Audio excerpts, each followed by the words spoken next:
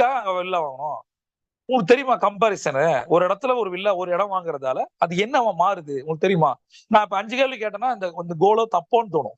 இந்த லாஜிக் என்ன அப்படின்னா, right okay sir. Okay super sir. Okay நான் எதுவுமே கேட்கல. நீங்கள் காண்ற கனவு சூப்பரான கனவு. உங்க இலக்கு எக்ஸல் ஆசம் சார். 100 இல்ல சார். 1000 கோடில நீங்க ஏதோ ஒண்ணு பண்ணுங்க. ஏன் சார் எப்படி சார்? ஏன் சார் எப்படி சார்? ஏன் சார் எப்படி சார்? ஏன்னாலும் சொல்லிடுவாங்க. எனக்கு ஒரு சின்ன வயசுல ஒரு கனவு சார். நான் இத பண்ணணும். ரைட் எப்படி சார்? இதுக்கான ஆன்ஸர் என்ன சார்? இப்ப நான் கேட்கிறேன். நீங்க இத சொல்ட்டீங்கல்ல. இதுதான் உங்களோட கனவுன்னு நீங்க நெனச்சீங்கல்ல. எப்படி சார்? இத சொல்லுங்க சார். இத கிளியரா எழுதுங்க சார். இப்ப குடுத்துர்றேன். ஒரு ஆன்ஸர் ஷீட் குடுத்துர்றேன்.